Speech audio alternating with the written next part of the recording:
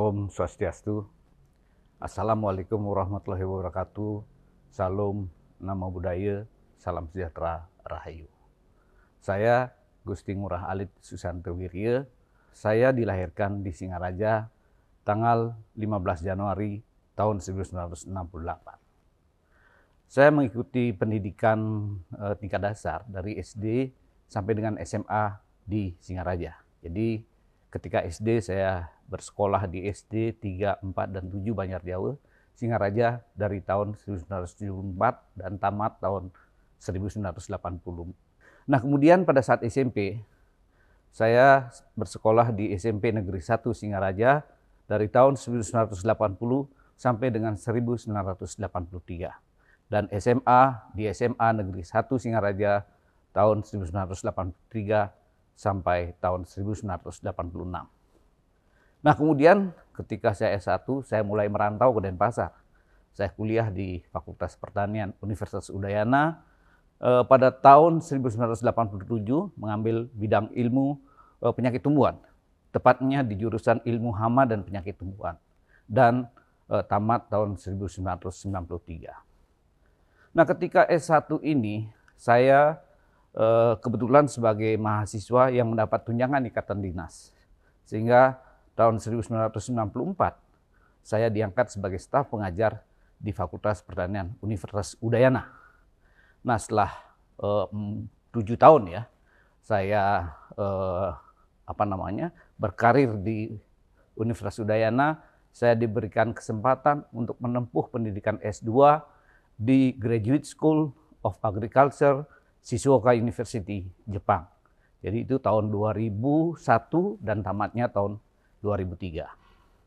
Nah, setelah itu saya lanjut kembali ya untuk mengambil program doktoral di The United Graduate School of Agricultural Science di Gifu University, Jepang tahun 2003 sampai dengan 2006. Nah, sepulang dari sana saya masih kembali menjadi mengajar ya, dan banyak pengalaman mengajar, penelitian juga.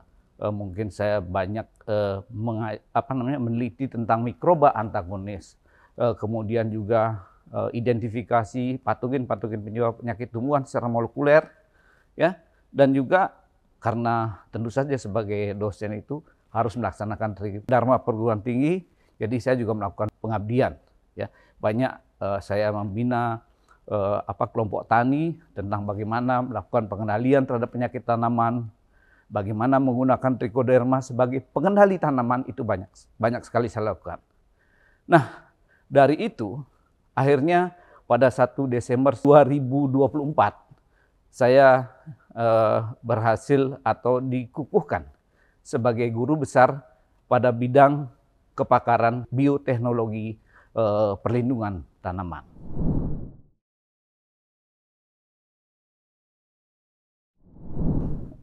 Orasi ilmiah yang akan saya sampaikan tentu saja ini erat hubungannya dengan kepakaran saya, ya, bioteknologi perlindungan tanaman. Ya. Jadi judul orasi saya adalah Trichoderma sebagai agen hayati pengendali jamur patogen penyebab penyakit pada tanaman pertanian.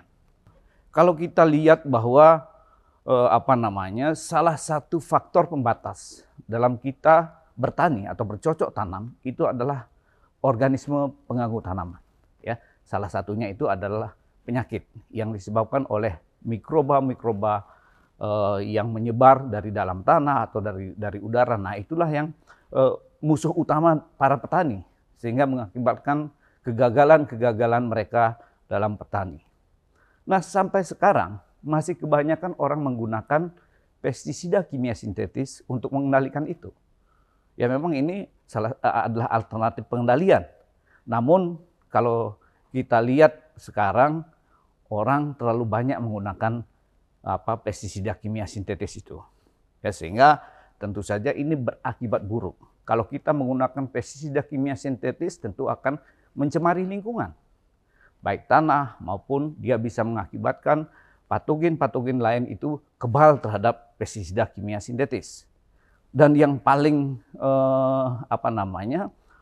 sangat berbahaya ketika kita menggunakan terlalu berlebihan pestisida kimia sintetis itu akan masuk dalam tanaman itu.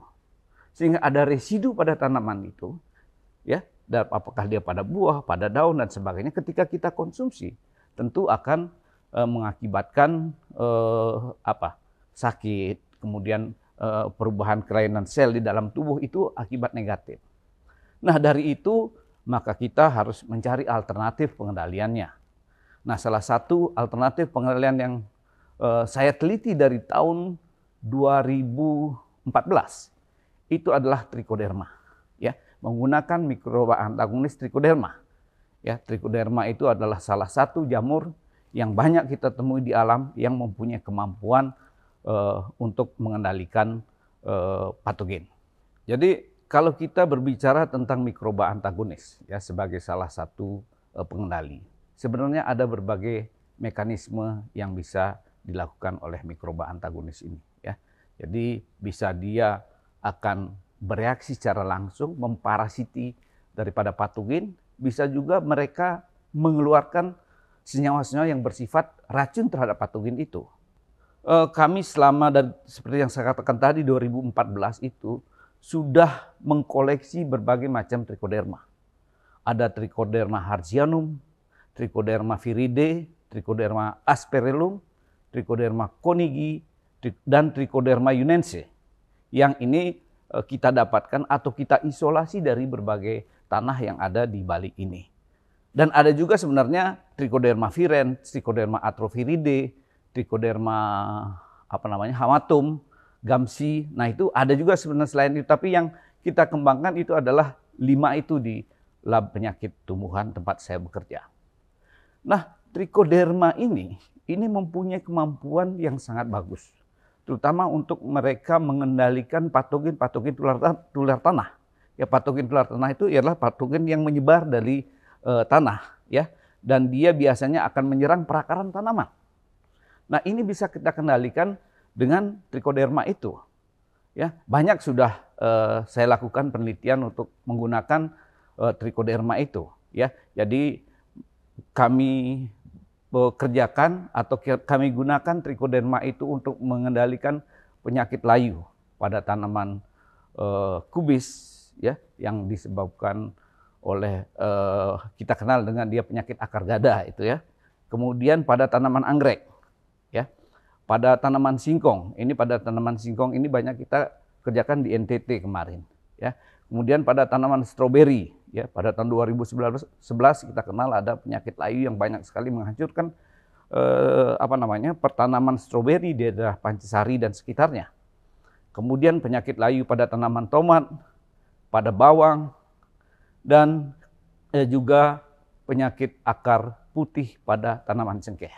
Nah, itu cerita-cerita sukses atau keberhasilan yang sudah kami lakukan, ya, kami uji dan itu berhasil dia menekan perkembangan daripada patogen-patogen itu sehingga mengurangi penyakit-penyakit itu, atau bahkan ada yang sampai mereka sehat benar gitu, ya, tidak terserang oleh penyakit.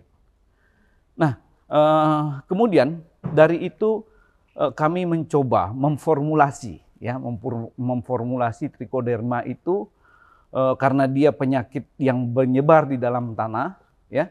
Jadi kita formulasi dengan mencampurkan Trichoderma ini pada berbagai pupuk kompos. Ya, kami coba pada kompos dari kotoran sapi, kotoran kambing, kotoran ayam, maupun kompos sisa-sisa dedaunan. Itu yang kita coba, ya. Dan itu ternyata berhasil dengan baik. Dan sebenarnya kalau kita lihat dari Trichoderma ini, dia mempunyai kemampuan spesifik. Ya, tidak semua Trichoderma yang kita berhasil isolasi itu mampu mengendalikan semua penyakit, enggak. Jadi dia ada spesifik untuk vanili, ada spesifik untuk pisang, ada spesifik untuk tomat. Ini karena memang dari Trichoderma itu mempunyai kemampuan-kemampuan yang berbeda. Ada Trichoderma yang menghasilkan senyawa-senyawa yang menekan pertumbuhan patogen, ada Trichoderma yang langsung memparasiti langsung dari patogen itu ada. Bahkan ada Trichoderma yang hanya bisa melakukan atau melakukan dia karena daya tumbuhnya yang cepat ya. Jadi dia berkompetisi untuk memanfaatkan ruang, udara dan sebagainya di sekitar perakaran tanaman sehingga mikroba patogen itu tidak bisa tumbuh dengan baik. Nah, itulah yang nanti akan kami bicarakan atau kami sampaikan dalam orasi ilmiah ini, dan semoga ini ada manfaatnya bagi kita semua, terutama bagi ilmu pengetahuan, dan yang paling penting itu bagi petani yang selalu setia bertani menyediakan pangan untuk kita.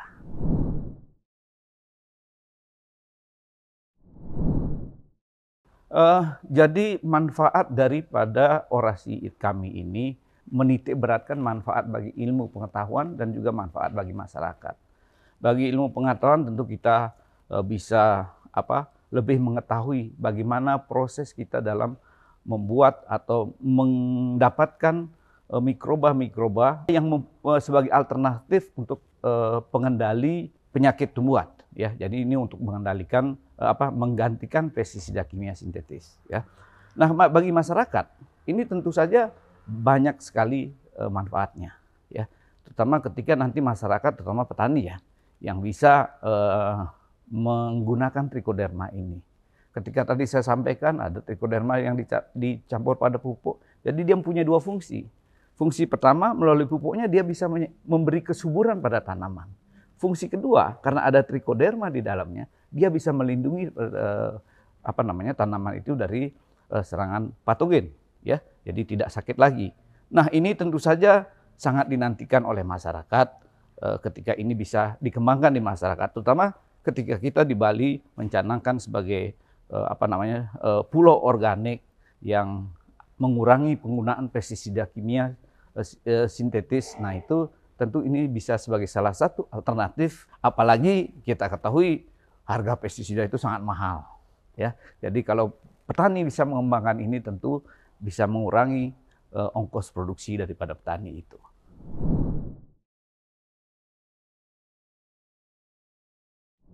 Jadi komitmen saya sebagai guru besar tentu saja akan tetap mengabdi pada Universitas Udayana yang saya cintai, ya, dan juga untuk masyarakat luas. Ya. Jadi komitmen pengabdian ini tidak akan pernah padam, ya, karena ini adalah panggilan daripada alma mater dan panggilan daripada profesi. Ya. Sebagai guru besar tentu saya akan terus berinovasi, berkontribusi dalam pengembangan ilmu pengetahuan dan berusaha menjadi teladan bagi sivitas akademika, khususnya bagi dosen-dosen muda di kampus Universitas Udayana ini. Jadi peran guru besar dalam konteks pendidikan tinggi sangatlah strategis. Ya. Guru besar itu harus mampu mengarahkan dan membimbing mahasiswa untuk berpikir kritis, kreatif, dan inovatif. Ya, di tengah perkembangan teknologi yang pesat dan tantangan global yang semakin kompleks, UNUD memerlukan figur guru besar yang tidak hanya unggul dalam akademik, tetapi juga memiliki kemampuan adaptasi dan leadership yang kuat. Saya juga berkomitmen untuk ikut menciptakan lingkungan akademik yang kondusif, mendukung penelitian dan inovasi, serta mendorong kolaborasi antar disiplin ilmu. Hanya dengan cara ini kita dapat menghasilkan lulusan yang kompeten dan siap bersaing di kancah global. Saya pada saat ini ketika dikukuhkan sebagai guru besar, ini merupakan momen yang berharga dan bersejarah dalam kehidupan saya. Ya, khususnya ketika saya berhasil dikukuhkan sebagai guru besar di bidang bioteknologi perlindungan tanaman. Ya. Sehingga dengan ini saya mengucapkan terima kasih dan hormat saya pada Bapak Rektor, Senat Akademik, teman-teman, serta seluruh sivitas akademika Universitas Udayana atas doa dan dukungannya selama ini. Serta tentu saja saya ucapkan terima kasih pada istri dan keluarga tercinta saya yang sudah mencurahkan cinta kasihnya sehingga saya mencapai pada saat ini. Akhir kata, semoga Universitas Udayana semakin unggul, mandiri, dan berbudaya. Jayalah Udayana. Om Santi Santi Santi Om. Wassalamualaikum warahmatullahi wabarakatuh. Salam Namo Buddhaya. Rahayu Rahayu Rahayu.